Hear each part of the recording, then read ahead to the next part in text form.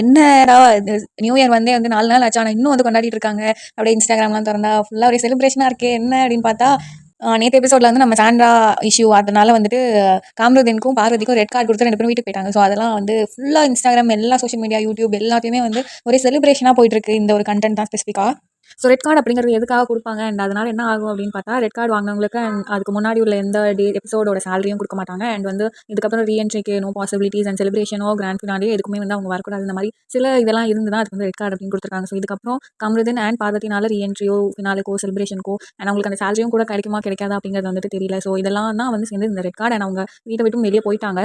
So இது எல்லாமே எங்க ஸ்டார்ட் ஆச்சு அப்படின்னா, அந்த டிக்கெட் டு ஃபினாலேல அந்த கார் டாஸ்க்ல. அதுக்கு முன்னாடி வந்து அந்த கில்லர் காயின் டாஸ்க்ல என்னமோ வந்து அது வந்து கேம் ரீதியா நடந்தது வந்து பார்வதி ரொம்ப பெர்சனலா எடுத்துட்டேன். அதுக்கு சேர்த்து தான் அந்த கார் டாஸ்க்ல ரியாக்ட் பண்ணியிருக்காங்க. ஸோ இது எங்க ஸ்டார்ட் ஆச்சு, சாண்ட்ரா ஏதோ சொல்ல, அதுக்கு கமருதீன் ஏதோ சொல்ல, அந்த மாரி பேச்சுவார்த்தையில ஆரம்பிச்சது வந்து பிசிக்கல் வயலன்ஸா மாறி அவங்க கார்லேருந்து வெளிய தள்ளிவிட்டு, அதனால வந்து சாண்ட்ராக்கு ஒரு பேனிக் அட்டாக்